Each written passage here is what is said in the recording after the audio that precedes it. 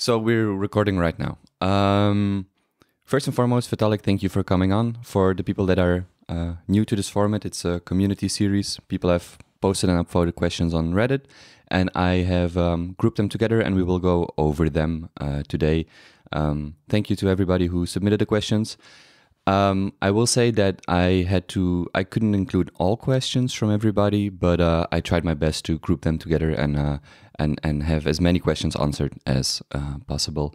I will also recommend listeners and viewers to check Vitalik's latest or recent talks with Laura Shin, with Eric from Into the Ether, and then I particularly liked his talk with Dimitri from Hidden Forces and Tyler from Conversations with Tyler, and I will link to all of that. I'm mentioning this because many questions that were asked were actually answered in one of those conversations, especially the two more recent ones. So let's just dive in and get started. Sure. So Vitalik, can you, as an introduction, can you share a little bit about the place where you're sitting right now? And the reason I'm asking this is that we're in this distributed world, and it's nice to get a feeling of where you are right now. Sure. I'm just with my family in Toronto right now. For people who have never heard about you, who are you, and what are your interests, or what is your background?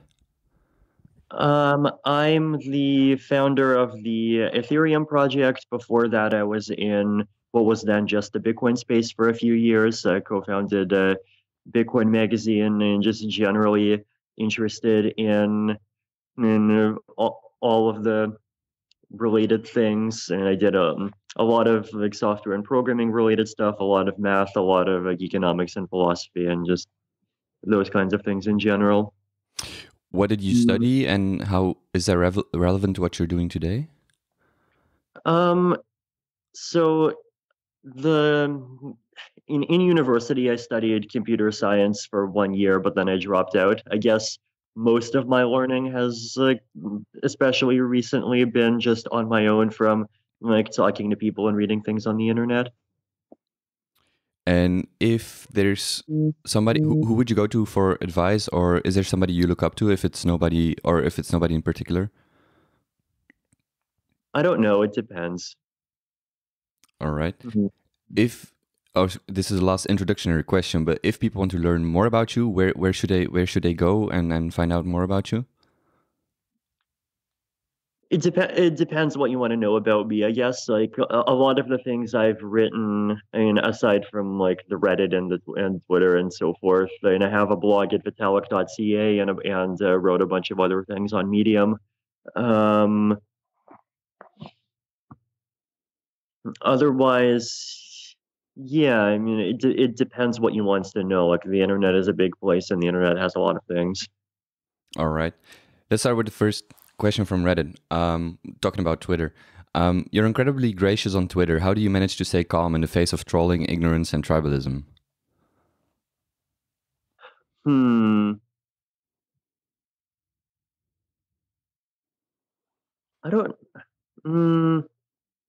don't know how to answer that well. I guess you just like learn to get used to it after a few years of just dealing with it like head on all the time. All right. So just by the way, I will start with some general questions. Then there are some questions on Ethereum in general, and then some technical questions on Ethereum, and that's how I group these questions. So just so you know. Another question: what do you think about the crypto space as a whole? Do you share the opinion that one day there will be one superior coin or blockchain, or is there enough space for different blockchains and technologies?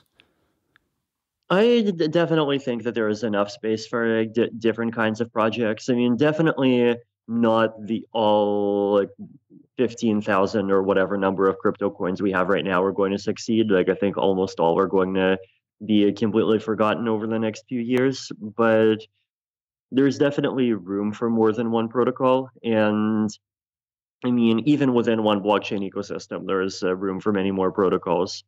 I think one of the interesting things about having multiple cryptocurrencies and like multiple blockchains is just the ability to explore and have different trade-offs inside of them. So, like for example, in the case of Ethereum, if you look at the approach that we're taking for a proof of stake, it tends to be fairly emphasizes things like decentralization heavily. It emphasizes the ability to kind of run a node very cheaply. It emphasizes things like security deposits and penalties if you break rules. Whereas a lot of other proof of stake systems tend to be kind of more explicitly organized around the idea that there should be only a couple of dozen or a couple of hundred nodes. And like those kinds of systems can be faster and have faster block times, but on the other hand, they can fall into like centralization concerns much more easily. So there's a lot of like interesting trade-offs like that. So between centralization and efficiency is a big one. Like also just functionality, performance, and simplicity is probably another one. I mean, there's obviously like different kinds of consensus algorithms. So just as technical experiments and also as social experiments, if you start thinking about, on-chain governance versus immutabilist governance versus like Vlad Zamfirian, whatever governance versus, what other models you have, then I think those things are interesting, and it's good that we can have different communities try out different models. And I obviously have my own opinions about which of those experiments are likely to succeed, and I obviously use those opinions in at least the part of designing the Ethereum protocol that I do myself. So, but there's room for options. Yeah, I wanted to. The next question was about the relation between blockchain space and the real space, and this is the question that was asked. You and Glenn well, I don't know how to pronounce his last name correctly, but you and Glenn say that the crypto community is a great testing ground for radical market ideas such as quadratic voting and Harberger taxes. Blockchain projects are in need of better rules, and the communities are generally more receptive to trying out radical changes and games. If these ideas are successful, how do you see them being transitions from the blockchain space into the quote real world unquote? And do you foresee incumbents of the current system rejecting these ideas out of fear of losing their own power and property? Yeah, so I guess first of all, you don't need to exit the blockchain world to enter the real world. Like I personally hope that some of these fancy Glenn Wiley mechanism design ideas do end up really succeeding. But I also hope that Ethereum and blockchains end up really succeeding. And if both end up succeeding, then why not kind of continue working with and building on top of each other. In terms of like things that I see as being interesting experiments, and the Gitcoin CLR is one of those that I continue to be really interested in. So there's this round of CLR matching that they did last month, where they had a list of projects, anyone could donate to those projects, and then they used Glenn's formula. So basically, take the amount, the square roots of the amount everyone donated, add up those square roots, take the square of the result. That number is always going to be bigger than the total amount that that people originally donated, and so use this kind of central pool of funding to try to make up the difference. And I was actually really impressed by the results of the first one. It created an outcome that seemed like it was just worked really well in general. And now there's round 2 that's happening. And as these experiments get bigger, like the one thing that we'll have to start fighting against or dealing with is that these experiments are going to start getting attacked. And one of the things that I've been starting to just call attention to is that especially mechanisms that don't kind of naturally have collusion resistance. So mechanisms where, if someone can easily create 10,000 accounts, or if someone can easily bribe other people, then that ends up breaking the mechanism. So in those kinds of cases, like if collusion is extremely easy, then just a lot of these mechanisms stop working well. And so we need to try to come up with ways to make like either creating fake accounts or collusion not so easy. And this seems like something that a lot of people aren't really appreciating. But it is something that that our space will have to deal with, and one of the kind of dark sides of the crypto space is that there's all of these just totally anonymous, often kind of smart and well-resourced attackers floating all over the place. So, like, the one that besieged our blockchain with the denial of service attacks for about a month, 2 years ago, like whoever hacks the DAO, and like all of these wonderful characters. And I'm sure that they'll try exploiting the CLR as well. So if if we can come up with ways to make sure these mechanisms survive in that environment, then I mean, if like kind of broader society ends up wanting to use them in larger scale contexts, like they could just end up using the same solutions that we will have kind of evolved toward directly, and why not? How long do you believe it'll be before we have a unique human identity protocol with strong anonymity guarantees? And what do you think is the most promising approach to this problem? That's a difficult one. I think creating a unique human identity problem with like an infinite level of security is, I'm not even sure if it's possible.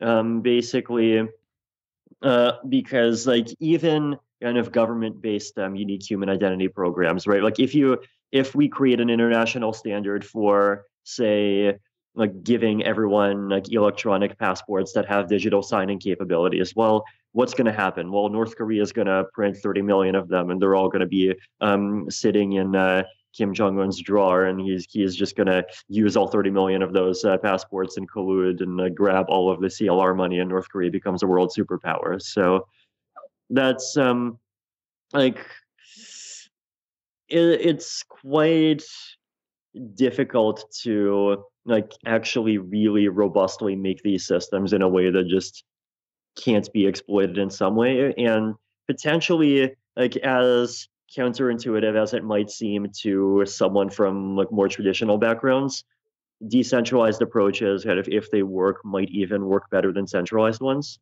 because like centralized approaches to identity, like they do kind of seem to work, but really they can break, they can be hacked too. Like there are some recent news from a couple of countries, I think, where like tens of millions of just some kind of national ID credentials. I forget the details. Like just got hacked, and if and like hostile governments get access to just realize that they can just use these as a way of getting more money for themselves, and they'll definitely have secret arms that end up doing it and all of that. So trying like making a really really super robust identity thing, yeah, I'm not sure if it can ever happen, but creating systems that have kind of higher and higher levels of security and that try to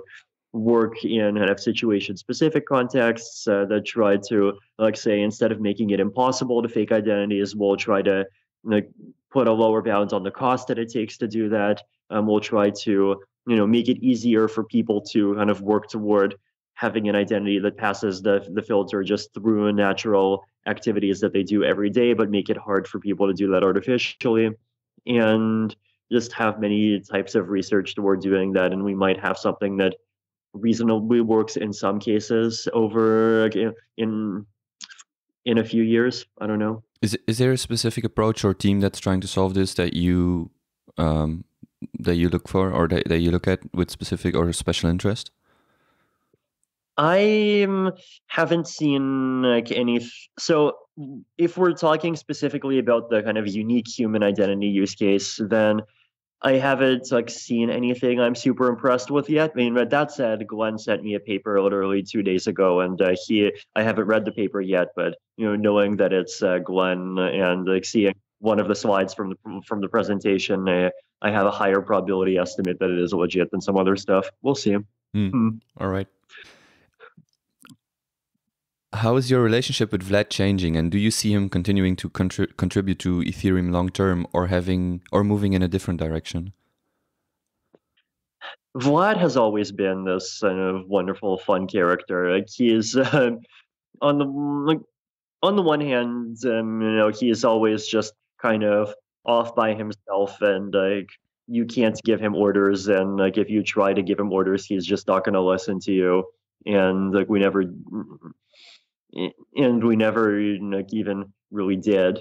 And on the other, and he's going to just go off and do random things, and sometimes those random things are things I agree with, sometimes those random things are things I don't agree with. But on the other hand, he has made really significant contributions to Ethereum research. So like for example, Casper CBC.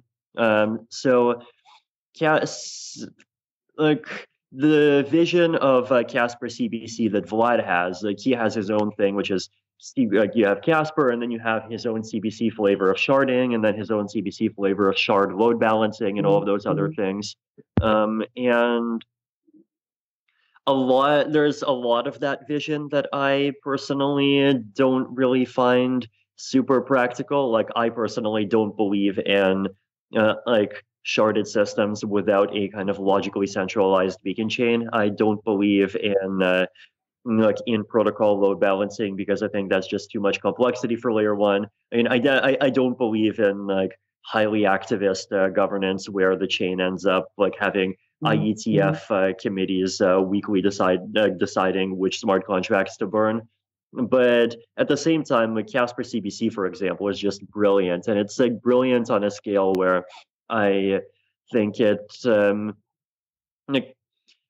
it's a like multi-decade level improvement over like just the traditional academic BFT space in many ways, right? Like the idea, like I can't find any other algorithm that allows you to avoid having in protocol kind of enshrined finality thresholds that allows you to just kind of layer consensus on top of a majority-driven fork choice rule, so you can have the same mechanism kind of decide block by block what happens and the same mechanism finalize. So between all of those things, like no, just Casper CBC is just amazing and useful, and it's something that we hope to switch to over time. And I hope Vlad comes up with more ideas, and like we help end up continuing to help out with each other's research. I think Carlos Larsen, who's a moderator on the ETHrader subreddit, asked this. Vitalik, are you aware that you have 82,300 donuts? And that Reddit recently announced that they are supporting a community initiative, R Donuts, to decentralize a donut system. Do you think there is value in bringing Ethereum/Web3 technologies back into Web2 entities like Reddit? And what would you like to see change with how Reddit communities operate? So the interesting thing with donuts, right, is that they actually kind of showed one of the limitations of just blockchains by themselves and designing many like incentive systems. So like basically you can have donuts and you can earn donuts and you can use donuts to vote in these community polls. And then they made donuts tradable by basically having this bridge where you can go onto and move them into Ethereum tokens and then trade them on Uniswap and then move or whatever else and then move them back. And then like a lot of people started complaining, and it's like, hey, now you can buy votes, and now it's just like people with ETH just coming in and deciding what happens in our community, and then and going out like without any skin in the game. And that like I saw that there were a lot of people just very unhappy about this. And I mean, correct me if I'm wrong, but they ended up suspending the convertibility to ERC20 tokens. Yeah, exactly. Yeah. So now I thought that was like a very interesting and kind of instructive experiment in many ways, right? Because like first of all, the like donuts being kind of connected to the blockchain just sort of enabled them to be used in so many different ways. But on the other hand, like this goes back to some of these kind of collusion resistance issues that I'm actually in the process of writing a big blog post about this. But basically, like if it becomes too easy to kind of prove to the outside world how you behaved in a system, then you can do things like bribing with smart contracts. You can do things like individuals just buying up a whole bunch of coins and then using them to make votes. You can just do like a whole bunch of behaviors appear that are actually much harder to guard against. And like there's this results in game theory. Like, you know how sometimes when people talk about how like politics is fundamentally broken, they mention Eros Theorem. Like that's the theorem that says that like if there's a voting system with more than two voters and more than two outcomes or something like that, then there is no way to make one that's kind of fair in every way. I mean, if you like kind of go like it's a pretty common thing in sort of rationalist pop culture, but I actually think Eros theorem is overrated. And the theorem that's underrated is that there's this results from cooperative game theory, which is this branch of game theory that like introduces the possibility that if multiple kind of subsets of agents can sort of collude with each other and kind of act as one subcoalition. And the result basically says that the formal statement is that the core of the majority game is empty. And what that means is that if you have a game that's corresponds to some kind of majority rule system, then there is no stable outcome, because whatever the outcome is, you can prove that there's always some group of 51% that can, like possibly some including like existing kind of privileged members, some including people outside of the current kind of ruling coalition, that can just come together where that 51% gains an advantage over the status quo from kind of overturning the system to a new status quo where they're at the top. And that just shows that like if collusion becomes this trivial, then your ability to make a lot of mechanisms for a lot of cool things just end up breaking down. So I think like if we like, I know there's just so much enthusiasm in trying to make these mechanisms for like social, just some kind of point systems on top of social media. Like, or the ETH Trader experiment is one. There's also this Chinese media thing called Bihu that recently launched a similar thing, and then there's just a bunch of others. And like, I do worry that if they design them in the wrong way, then they'll these problems will kind of just end up eating them, and they'll just have to repeatedly solve them with kind of kludges of centralized moderation, and that would be very sad. But if we can come up with a solution that works, then that would just be really great. Yeah, from my perspective, it was quite interesting to see how quickly the tokenization of the karma or the donuts, how quickly that led to discussions about buying the banner and then advertising, and just you just notice that implementing one thing technologically or a technical solution just introduced a whole bunch of other questions, and to which there were no answers. And it was quite interesting to follow that from a reader perspective and to see the opinions and the motivations behind that.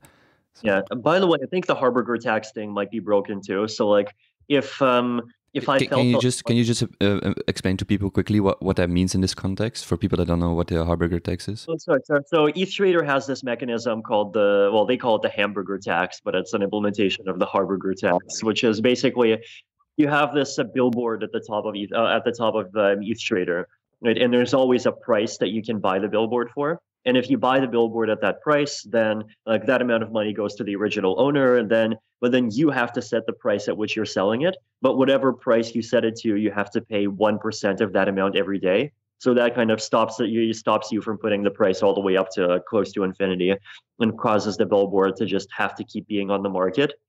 So the way that I would attack this if I was more evil is I would gather up 150,000 donuts. I would buy the billboard. Then it would replace the contents of the billboard with like Bitcoin maximalist propaganda, and then it would set the price up to 250,000, and then people in the community would like basically have no choice but to buy it back to set the contents to something more Ethereum friendly, and I would walk away with a profit, and then I would just keep on doing this.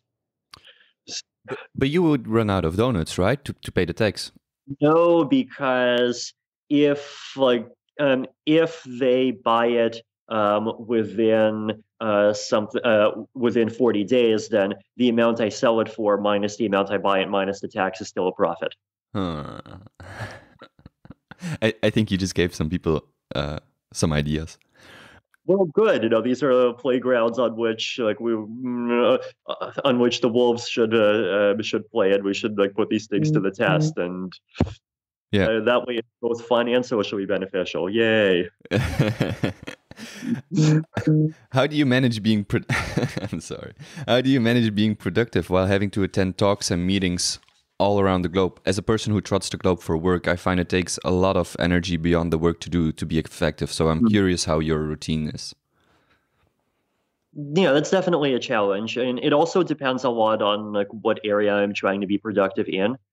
So, for example, if I'm in kind of research mode and I'm trying to just come up with and develop ideas, then I find just going around places and talking to different people can be a huge and important source of inspiration. And if it's something like coding or writing articles, then I definitely want to be in one place. Although actually, for coding is different. So with coding, if I'm in the middle of coding something, then I can definitely easily just take out my laptop, sit down on in an Uber or bus or whatever for 19 minutes, do a code for 19 minutes, and then close it and get 19 minutes productivity out of it. For writing, it's definitely not that easy, and no. Writing is challenging. It's sometimes you're in the flow, sometimes you're not in the flow, sometimes it's more complicated. So yeah, it depends. The other thing is that I find that my productivity, and by productivity here, I don't actually mean number of lines of code or number of words I write, because that's stupid. I mean impact I have to improving, the Ethereum blockchain and ecosystem and wider society. It's often the case that there's periods of 20 minutes where I do more the useful things than I've done in the past 3 weeks. And there's periods where there's entire weeks where I feel like I've done nothing at all. And trying to kind of maximize those high productivity bursts and minimize those other areas. Yeah, no, I don't think I've fully figured it out yet.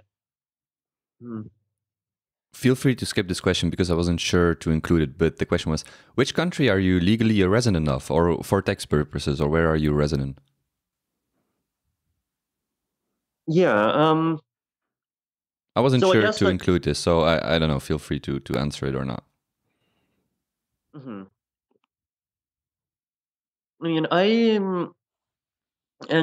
spend a lot of time in Singapore. I also just spend realistically the big bulk of my time just traveling everywhere around the world.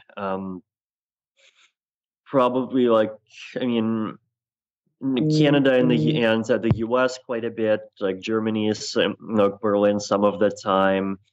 It's different Asian countries some of the time. It's really distributed. I don't think any one country takes up more than a third of my time over the last 2 years. Switching over to general Ethereum questions. Over a year ago, you suggested that prices had outpaced development, but I'm curious if your opinion has changed given the current prices and the latest developments. I'm actually much more optimistic about development than I was a year ago. I mean, I was always optimistic, but I feel like progress has it just keeps on getting better every 3 months. There maybe about 9 months ago, we were really happy that we had a spec, and then after that, we were really happy that we had a couple of implementations, and after that, we were really happy that we had a feature complete spec for phase 0. And now we're really happy that we have a feature complete spec for phase 1, and we have testing, and we have implementations, and the implementations are themselves starting to have testing, and people are tweeting out validator nodes on a test net with 50,000 slots and processing state transitions, and it's getting greater and greater. So I'm definitely really happy about that side of things.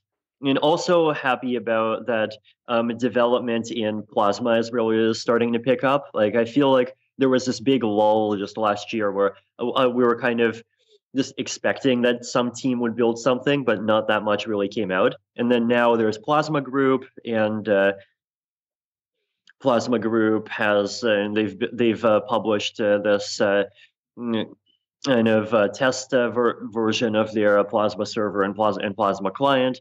There's like these other projects, like Loom has a Plasma cache. There's some other. There's I think Omisigo is releasing there soon, among others. So Plasma's finally moving somewhere.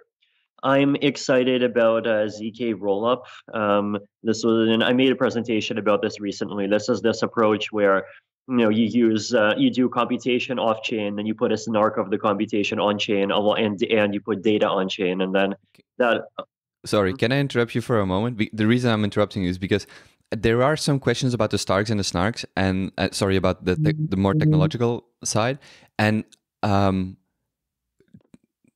I would, and if it's okay for you, I stick to these questions now and ask them later, so that it's easier for the people that are just going to follow or just going to tune in for a few questions, so that they have their answers there, and so that I have to avoid asking you duplicate questions later on. Is that okay for you? Mm-hmm. So, would you say that earlier prices outpaced development, and this has reversed right now, so that development just keeps on going and the prices are lagging behind? And development's definitely keeping on going, and like prices are definitely flat. So, and we'll see how it goes from here. It's really interesting. Almost 18 months after the ICO, Euphoria, which in your opinion are the successful examples of dApps, utility tokens, and so as it comes to real adoption? I mean, in terms of like things that people are using, like Maker, Augur, and Uniswap kind of seem to kind of clearly be the top three in like a lot of people's minds, I think. Like people are making trades on Augur. People are using DAI. I mean, Uniswap is being used for exchanging all sorts of things.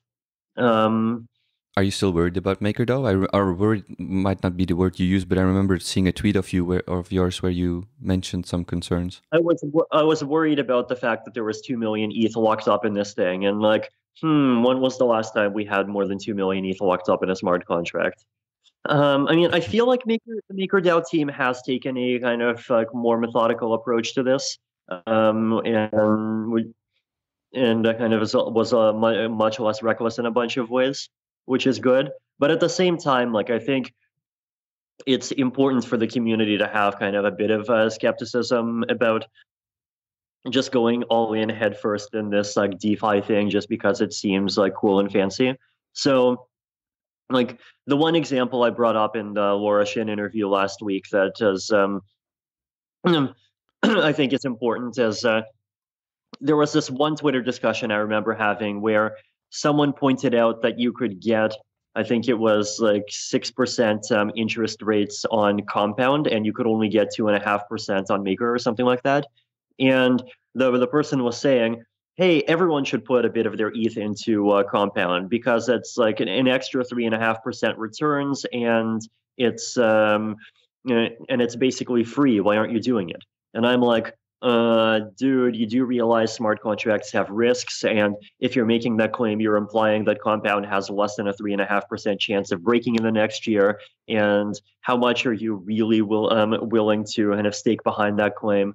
And no, the reply to this was, oh, sure, but then that's reasonable, but then we can start putting in a little.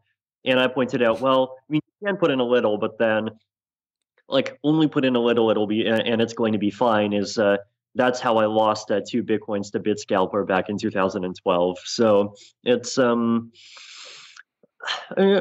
definitely support experimentation, but I think just people should be sort of clear-eyed and realistic about these kinds of risks.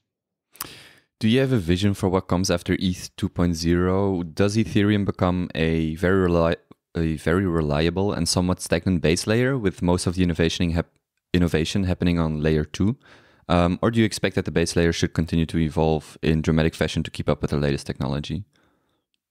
So I've definitely become more recently in favor of kind of more and more stabilized base layer. And maybe like earlier on, and we had these plans that, we have Ethereum 2.0 that does quadratic sharding. Ethereum 3.0 would do super quadratic sharding. It would be even more complicated and even more fancy.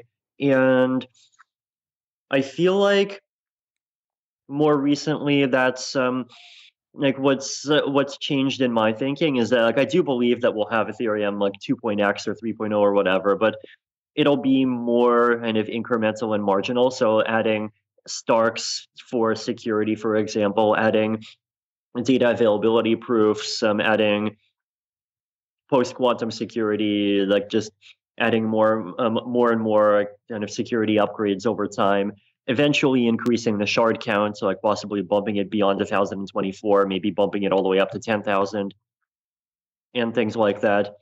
And I don't think we ever need to do super quadratic sharding, for example. So quadratic sharding, right, basically means you have your beacon chain keeps track of all the shards, and then each shard has a bunch of data. And the reason why it's called quadratic is because if you take, like, say, C as being the amount of computing power that a node can process, then each block in each shard has a kind of has a size of C. And then C is also the size of a beacon block, so C is the total number of shards that it can handle, so you have like C squared total scalability. And super quadratic would say you have shards inside of shards inside of shards, and so you could go up to CQ or C cubed or C to the 4 or C to pretty much any power.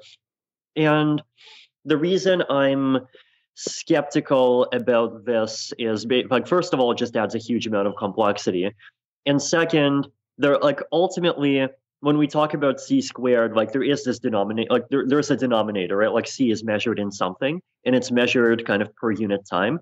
And you can actually make quadratic scaling have as much scalability as you want by, like, basically just increasing the block time. And so the approach here would be that we've recently been coming up with these kind of layer 2 approaches for increasing cross-shard communication capacity. So if you look up, I think, layer 2 like fast cross shard transactions or something like that on ETH Research, then, like, basically what you'll find is that we've come up with a way to support very fast cross shard transactions as a higher level language on top of slow cross shard transactions. And that's really nice because it means that the base layer can be slow, and most of the time transactions can happen pretty quickly, right? And so then what you can do is the base layer can just kind of become slower and slower as the scalability goes up and up. But from a user level point of view, things will still appear like they're all really fast. And so I think approaches like that, and then approaches like doing privacy as a layer 2, and doing like things like these ZK rollups for more scalability as a layer 2. I think doing synchronous cross-shard transactions as a layer 2, like, I really do think that we can do basically anything that you could do on a blockchain as these layer 2s on top of a scalable data layer.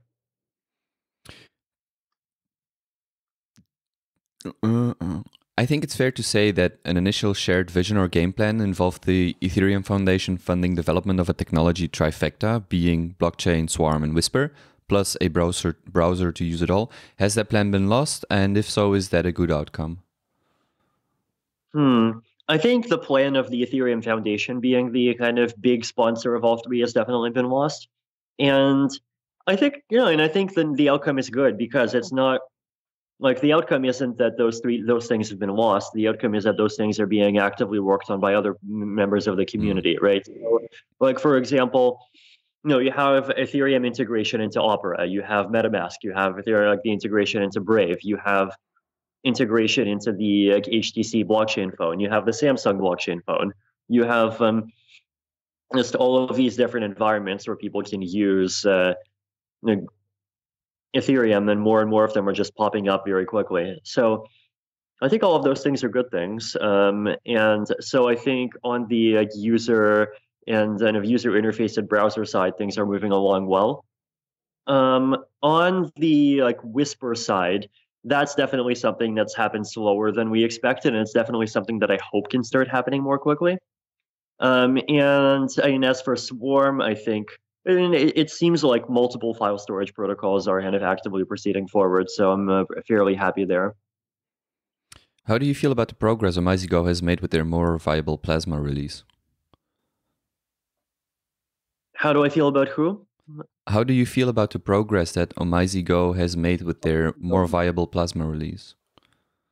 I think it's definitely great that they're making a lot of progress. I mean, I think technologically, and I've told them this, I think that like these flavors of Plasma that require users to download everything in the Plasma chain aren't really the best approach to take. And I think like flavors like Plasma Cash and Cash Flow are better because they're instead of being O of N for users, they're O of log N. And so you can have users like running things like browser extensions to verify Plasma blocks.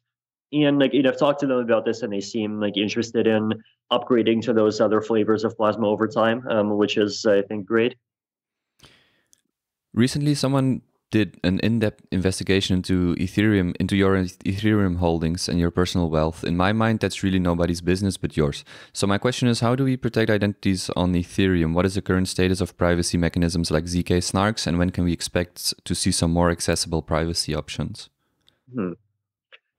So technologically, like it's totally possible to make privacy preserving like systems on Ethereum.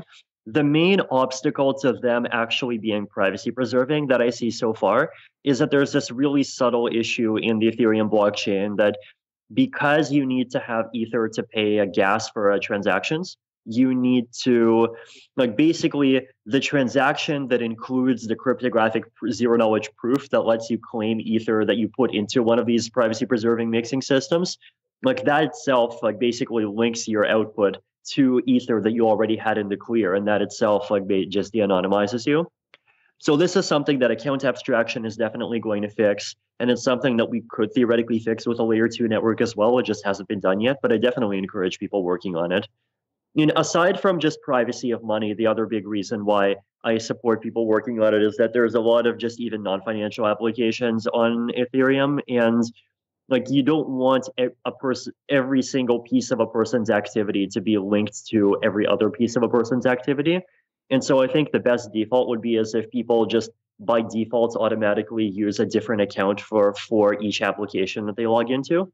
But if you do that, then you do need to have like some way of moving Ether between those accounts without that looking like just clearly you're sending money to yourself and linking all of those accounts to each other. And so that's a really good kind of initial use case for some privacy solution. So yeah, and definitely support things like that happening. There's a lot of talk about the quote-unquote failures of Ethereum governance from some in the community, but what do you see as the primary advantages of Ethereum's somewhat unique governance structure, and what role can or should the broader community of non-developers play in this structure? Yeah, and I honestly don't think that it's failed. Like that's it's a loaded question, or it makes certain assumptions. I'd guess. Yeah, like I think if you look at kind of outcomes that people in the community broadly wanted, so like for example, technical upgrades, Frontier to Homestead, Homestead to Byzantium, Byzantium to Constantinople, they all happened.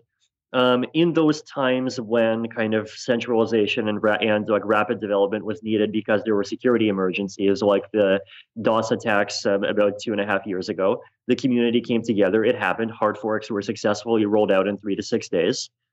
The issuance reduction from 5 to 3 was successfully done. The issuance reduction from 3 to 2 was successfully done. So, and like Serenity and ETH 2.0 are moving forward. ETH 1.x is moving forward, and ProgPow is moving forward slowly, but it's definitely inching forward, and there's audits happening. So, in terms of like outcomes that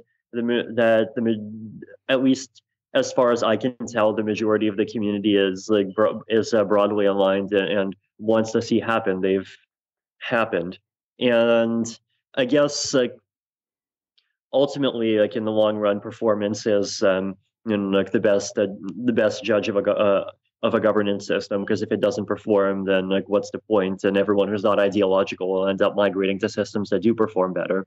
And that's yeah. So I feel like I've done pretty well on that front. In terms of things that I think are still like not perfect, I think the main challenge right now is that there are these kind of wedge issues that just where the main kind of failure mode seems to be that they can just cause the participants of the governance process to just lose a lot of time bike shedding. And like if you read look at the all core devs calls, just proc pow off that ends up taking half an hour every call, and then there's this like fund recovery stuff that just keeps on like popping up in almost the same format once every couple of months, and there's just issues that kind of keep on, repeating ad nauseum in certain in ways, and that clearly takes it takes a lot of load on people. And part of the reason why seems to be that there aren't kind of sources of pulling the community's input that people kind of trust, and there is common knowledge that they're legitimate. So, like for example, right now you have carbon votes, you have votes on GitHub with like thumbs up and thumbs down, you have votes on Reddit, you have votes on ETH Trader, and like I personally do take those signals seriously, especially when there's multiple signals that say the same thing. So like for example, one of the things I found interesting is that there was this recent poll on inflation funding, and like it was really preliminary and only 90 people participated, but there was a bunch of people in favor of it, and like I didn't see kind of strong condemnation in the same way that I saw strong condemnation of, say, like EIP 867, like that general purpose fund recovery one. And so I found that I found that interesting, because you might not have guessed that people who are against fund recovery might still be in favor of inflation funding. But hey, it turns out that's like the way a lot of people are. So that, like, I think just coming up with ways of kind of measuring the community better that aren't just like votes where a few rich people vote, or Reddit votes where pretty much anyone can come in and vote, are things that could be really useful. Like even the ETH Trader polls, I think, are interesting because of how they're kind of governed by donuts, and so you have to be an actual participant of the community in order to be able to have a vote that makes a big difference. So more experiments like that. I mean, one kind of experiment that I've been in favor of recently is I think people should just kind of independently try to come up with lists of like either GitHub accounts or Ethereum addresses or something that likely corresponds to unique humans that are active members of the Ethereum community with kind of some level of security. So, and Jeff Coleman recently made the suggestion, and I retweeted it, and then he retweeted me retweeting him, which was wonderful. And the idea behind that is that then once you have those lists, you can use them as a kind of higher security source of input for things like CLRs, for community polls, for quadratic votes, for all sorts of different kinds of votes. And that might be an improvement over, both kind of carbon votes that just favor rich people versus kind of Reddit votes that can get brigaded really easily. But then those things are are problematic too, because if you start making judgments about who's part of a community, then that itself is this like horribly subjective exercise that's incredibly prone to bias and might fail in different ways. But like I'm generally of the view that kind of having more indicators is better than having fewer indicators. As we begin to possibly enter a more robust multi-chain world, what do you believe is the unique value proposition of Ethereum in comparison to the value propositions articulated by many competing chains, often focused upon scalability, interoperability, on-chain governance, etc.? Yeah, so I think Ethereum does have an opportunity to continue to position itself very uniquely in the space. And I mentioned some of this briefly when I had that interview with Eric Connor from ETH Hub last week. But the basic idea is, right, that you have all of these other chains that are going in this on-chain governance and on-chain voting and like highly activist level layer one fund recovery, like blockchain central nervous system, whatever direction. And like those things have some advantages, but I think Ethereum should avoid falling into the trap of trying to compete with those things. Even though those things do have their genuine fans, I actually would favor the Ethereum community just explicitly saying, no, we're not doing that. And instead go in this direction of kind of relatively, like at least post kind of 2.0 and after 2.0 itself is rolled out, valuing more conservatism, this more kind of decentralization and more kind of technical decentralization, more of this kind of distributed approach to governance, more of this approach to doing things only if they kind of satisfy like multiple communities of stakeholders and things like that. So like basically just like be kind of going in like having kind of some similarities to how Bitcoin governance works, but definitely not going all the way in that direction. So like in terms of decentralization, for example, one of the kind of differences that I've noticed is that a lot of the proof of stake chains that I see, launching so far, they tend to kind of take the easy route where they say, oh, we're only going to have 20 nodes, or we're only going to have 100 or 500 nodes. And then we're going to have this model where we're assuming everyone is part of a stake pool. And we're not going to do sharding. We're just going to do maybe kind of internal sharding within each node. We're going to require stake pools to have data centers. And we're going to try to do a proof of stake like that. And on the one hand, that has genuine kind of speed benefits. So that allows you to have latencies of 1 second. It allows you to process transactions per second without doing the hard work of figuring out how to shard anything.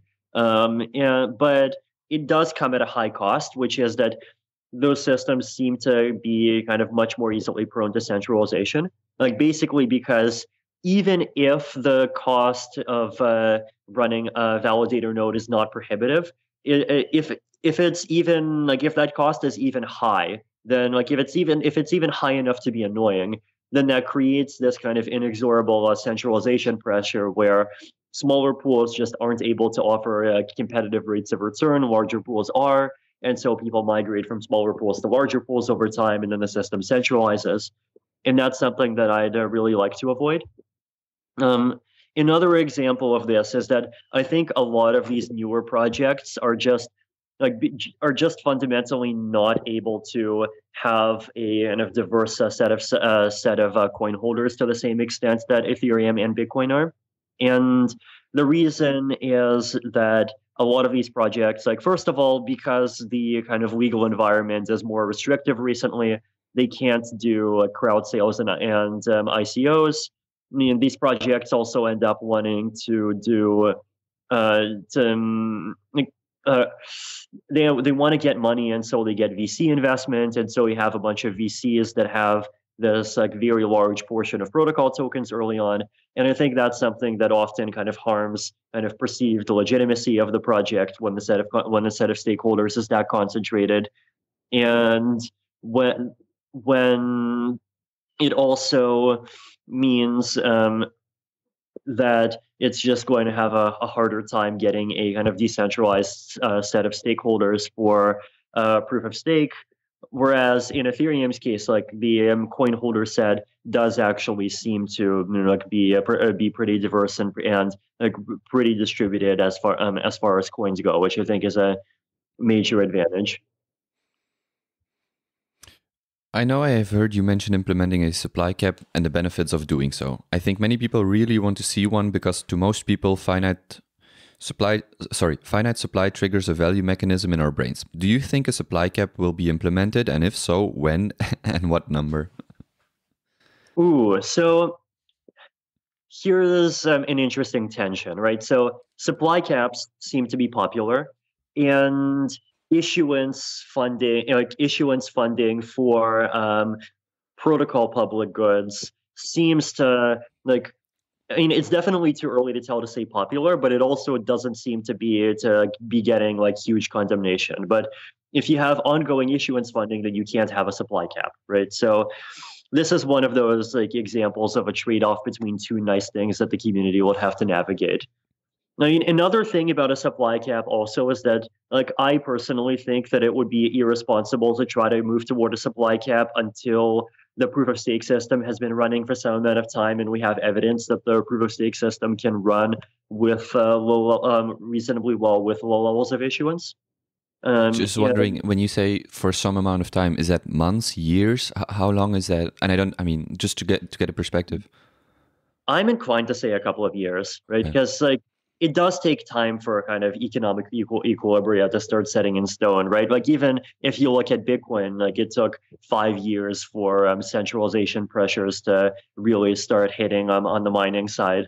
And these days, the community is much larger, and the centralization pressures will start happening more quickly. But it's still something that we need to watch out for. Would you? I think I saw that 140 million Ether number thrown out. Would you? So would you still stick to that as a number to achieve, or is that something that we should completely forget and just see how proof of stake runs for a few years, or how would you conclude that question? I think if people want a supply cap and if proof, then 140 million is like a totally achievable number. Like because you could run for. So right now the supply is 105 million, and when proof of stake launches, maybe the supply will be 110 million. Then at some point we'll be able to cut down the proof of work mining reward. Then at some point the proof of work chain will be retired entirely. Maybe at that point the supply will be like in the high 110s to 120. Then when that happens, like you totally could like just follow the same formula. I added in EIP 960 and just have the issuance taper off toward 140. I think that would be like something that totally could be done. But yeah, and like I think going toward 120 million as the number would be aggressive, but 140 million is achievable if people want to cap. But the other thing to keep in mind, though, is that like one of the sort of intuitive arguments I have against caps is that I feel like projects that institute caps early on, there's kind of something dishonest to in this kind of decreasing reward schedule concept. And the reason why I feel it's kind of dishonest is that you're kind of claiming two contradictory things at once, right? You're using the present level of issuance of the system and the system's ability to operate under the present level of issuance as a proof that the system is safe. But then you're using the fact that it has this baked-in decreasing reward schedule as a proof that it's finite supply. But then if it's finite supply, then the reward schedule is going to decrease, and we have no evidence that the system is going to be safe under the decreased rewards. And like if we want a practical example of this, right, the current Bitcoin fees to date are about $140,000 a day, and the current Bitcoin block reward is 12.5 BTC multiplied by 144 blocks, which goes up to 1,800 Bitcoins a day multiplied by $4,000, which is $7.2 million a day. And so Bitcoin going to a fees-only model would decrease rewards by a factor of 50. But if you take Bitcoin's like mining power and divide it by a factor of 50, that's actually not much stronger than what ETC has. And ETC got 51% attacked. So that, like, I don't, like, basically, I think in general, people should view kind of promises of supply caps, like, even if they're backed by, like, like angry angry and ideologically excited people, like that are extremely attached to their Schelling points. So, like, I think people should view them as kind of less credible than people generally view them now. But at the same time, there is also this argument that proof of stake can achieve the same level of security much more cheaply than proof of work. And so maybe like even if proof of work with a supply cap can't work, proof of stake with a supply cap can work. And if he wants to do the numbers on that, right, the Ethereum's current transaction fees per day are something like I think it was 500 Ether. So if you take 500 Ether a day multiplied by 365 days a year, you get 180,000 Ether every year. And 180,000 Ether every year basically means like maybe 0.15, like the equivalent of 0.15% annual issuance. And 0.15% annual issuance, if 10% of the ETH is staking, then it means 10% of the ETH can get a 1.5% annual reward. So it's definitely not out of the question, but like it's totally an unproven hypothesis that 10% of ETH stakers will be willing to stake in exchange for a 1.5% annual reward, right? So we'll see. Like these are, I think we'll have like I think it's almost counterproductive to kind of have too much argue about this too much before we have clear numbers of how many proof of stake participants are willing to participate, and then after we have those numbers, then things will get a lot more interesting. Some more technical questions. You've been thinking about on-chain randomness for a long time, from Randall around 2016 to now verifiable delay functions and threshold signatures. Besides protocol security, how else do you think having cheaply available provable randomness on the web will change the world? What will the world do differently with this randomness in the future? Sure. So I think aside from increasing protocol security, and having just easily available randomness can definitely be useful to just many kinds of applications. Like the really obvious one is just on-chain lotteries. Like if you even think about these like multi-million-dollar like national government lotteries that people do, like the randomness is kind of opaque and it's like hard for people to really be convinced that it works. But I think if we have a robust VDF ecosystem and with reasonably optimized VDF hardware running, then that's an example of something that just could run on a blockchain and like possibly probably should run on a blockchain. So just in general, like lotteries and just any kind of game that involves randomization. There's also other kinds of protocols that rely pretty heavily on randomization. I mean, there's like games that have some kind of hybrid between like relying on randomness and relying on skill. There's a lot of different kinds of mechanisms where you want to just where you just end up needing some source of randomness because it can't be perfectly deterministic. There's definitely just this really big long tail of use cases for things that want random numbers of some kind. I mean, even like proof of stake algorithms on layer that are used by layer 2s of Ethereum, possibly. Ooh, here's another one.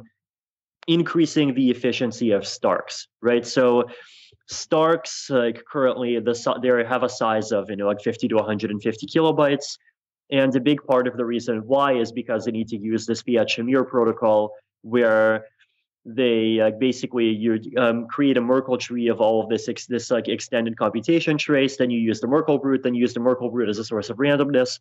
Based on the Merkle root, you randomly pick some branches. You check that those branches are correct. And the reason why you use this protocol is so that you can't kind of create data that's mostly incorrect and then just selectively pick the branches that you think are correct. Like you basically just have to keep on trying to create a bad proof over and over again until eventually you find one that works. And the advantage of moving from fiat Shamir to using the VDF for randomness is that if you use a VDF for randomness, there is no ability to kind of try over and over again. And so instead of a Stark having, say, 80 branches, a Stark might have, say, 20 branches. And with 20 branches, the Stark would potentially, the size of it would go down by a factor of 4, and Starks would just, for anything, would just be able to comfortably fit inside of one block, which would be really interesting. So there's like this really big bunch of use cases for randomness that would be really interesting to unlock. I interrupted you earlier, and now we got to the question, and I'm happy you started talking about Starks because somebody asked a question about this. Do you think Stark proofs will eventually become small enough to use in place of snarks in schemes such as rollup? Do you eventually foresee transaction aggregation using Starks at layer 1 of the protocol rather than layer 2? So those are two questions. Yeah, so I think transaction aggregation using Starks at layer 1 is definitely useful when we want it to have a post-quantum alternative to BLS aggregation. So that's one major use case. Another use case would be just for verifying the correctness of the state transition function, but that's like very far away because if we want to do that, then we'd have to have Starks that are powerful enough to execute over a virtual machine, and that's just something that has a huge amount of overhead in so many ways. I think like in Starks and for layer 2 protocols is definitely something that's more achievable in the near term. I do think that they are going to be small enough for use inside of blocks. And one of the things there that encourages me is that we've done some recent studies of like what causes the Ethereum network to not work well, like right now, like what causes high uncle rates. And it turns out that currently we're underpricing data, we're overpricing data and underpricing computation. And so actually the Ethereum blockchain could handle blocks that are maybe like 3 or 4 times bigger or more, or even more, as long as they don't have more computation than they do right now. And so even if a Stark is 100 kilobytes or whatever, that's something that could potentially fit into an Ethereum block in the future. With the switch over to proof of stake and the need for stakers to maintain uptime, will the security requirements be a barrier to entry for an average user who wishes to stake? I don't think so. So the reason, well, we've actually really tried hard to make staking kind of amateur friendly. And even I'll be able to stake, hopefully. Yes. Yeah. So the two ways that we've done this is that one of them, you don't literally have to be online all of the time. So you as a staker can be profitable as long as you're online an average of at least 2/3 of the time. So you can literally just like go offline for days at a time, and as long as you come back online, and most of the time you're online, you're still earning a good profit. But is that 2/3 calculated within a specific time frame or within the total staking time frame? Within the total staking time. Okay. The one exception is that if many other people are offline and the system stops finalizing, then the the penalties for being offline go up quadratically.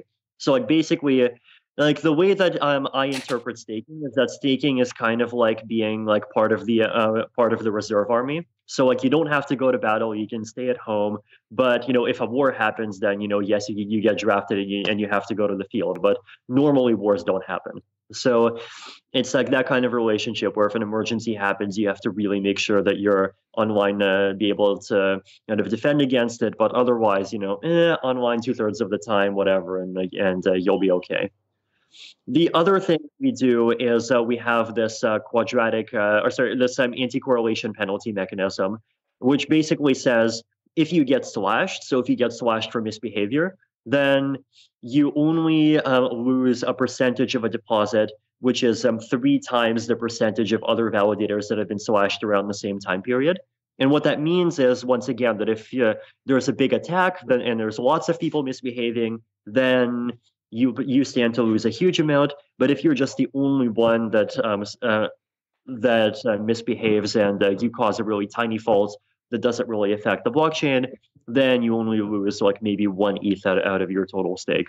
And so that also just means that like you don't have to put armed guards in front of your validator node and like run really crazy 7 levels of firewalls to make sure you don't get hacked. Like it's all about safety in numbers rather than safety and making individual nodes super robust.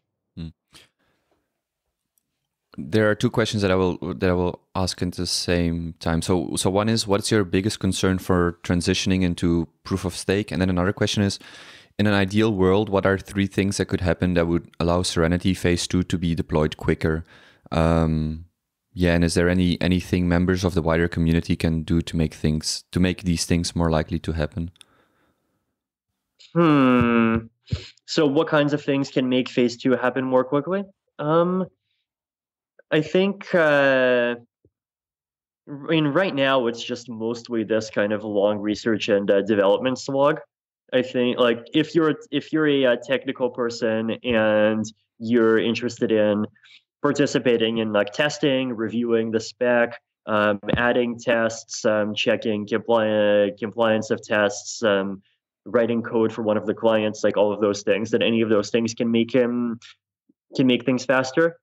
If you are a dApp developer, then I'd encourage people to kind of comment on some of the things that we're looking to do for Phase 2. So like we're in the process of gathering comments around like what should smart contract execution layers look like what should cross-shard transactions look like, what would abstraction look like, what would the ETH 2.0 ERC20 standard look like, and if people have opinions on any of the things we've posted on that, then I definitely highly encourage sharing them.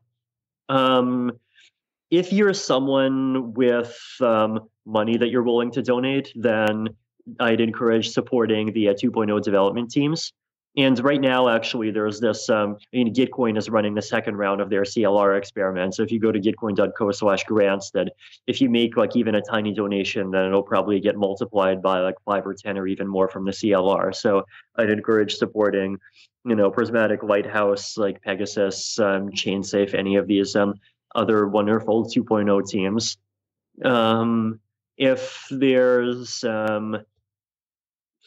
anything, if you're just a community member, then, and there's also just things like education, things like supporting developers. Just like there's a lot of really small things that people can do to make to help make ETH 2.0 happen faster.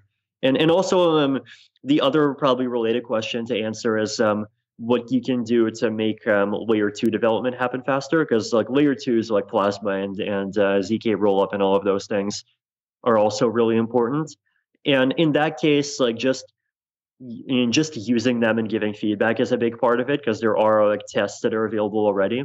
Another thing that needs to be done is just help to standardize them and help to kind of make sure that we don't have like 15 different protocols that are totally incompatible with each other. And just generally kind of help these projects along toward usability.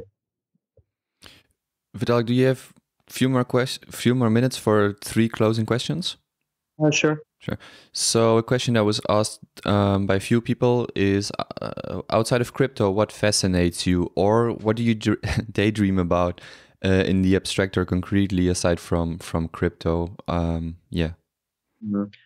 I guess some out of my bigger interests, and one obviously is that I follow and of Glenn Weyl's radical mechanism design stuff pretty closely, and I find that interesting. And like the economic space and also this rationalist space in general. Longevity and and anti-aging research, I care about that a lot, as and you can probably tell. I wonder, by the way, is that something that came from the Peter Thiel influence, or was that prior to that? Or No, I actually read Aubrey's book when I was 13, so I've been a huge fan of him since before I realized that I would ever have the ability to do anything about it. How much do you actually work a week? Was a question. That's honestly impossible to calculate, because I'm not even sure what counts as work and what doesn't. What book strongly shaped your worldview? Honestly, more recently, I've been doing books less. I guess I've been doing just reading things on the internet more. And in that case, just the entire Slate Star Codex blog is probably a big one. There's just so much stuff there, you can basically think of it as a book, or it's probably even a trilogy at this point. And I think that ended up influencing my thinking a lot. I mean, obviously radical markets and the other things that Glenn have written, just economics and cryptography textbooks. I end up it's sometimes that's just learning technical things, but then sometimes especially on the economic side, you learn a kind of mathematically formal version of important real world insights as well. Also just various things written by blogs by the various different people and intellectuals I end up following, whether that Robin Hanson and his work on signaling is another significant one that's kind of helped me understand how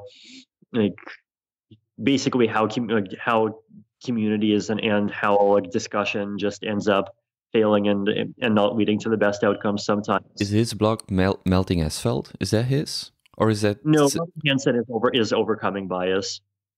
Okay, but Mm, because I read The Elephant in the Brain, which I would recommend everybody, but I was wondering, Hansen's or Simler's blog, one of them has anyway. Sorry, didn't want to interrupt, but there was a good blog to refer to, but I can't remember. mhm. What what do you do to relax when you're not working? And do you have a favorite T-shirt? I mean, I like going on walks. I try to do that as much as I can. Do I have a favorite T-shirt? Hmm, maybe. And I like in like either the like alpaca corn or the buffalo corn or like one of those unicorn ones. Hmm. Last question: where do you see yourself in 10 years' time? And do you ever think about early retirement? Mm, retirement, definitely not. I don't know where I'll be in 10 years' time. Like, I mean, there's definitely times when I feel like I would just, I get tired and I want to kind of go away, but then I realize that, like, and first of all, that would just be like such a big loss in many ways, but also it's like I would get bored in 3 weeks and would want to come back in some form. Is there anything you would like to mention or some closing thoughts to the people listening to this, which will be mostly ETH people on ETH Trader? Anything we didn't talk about or you would like to say? Hmm. I don't know. I mean, just like keep being a great community. All right, then Vitalik, thank you very much for answering the questions and good luck with everything you do. And I think many people on ETH Trader will be on the front lines seeing where this all leads to. So thank you very much. Oh, thank you.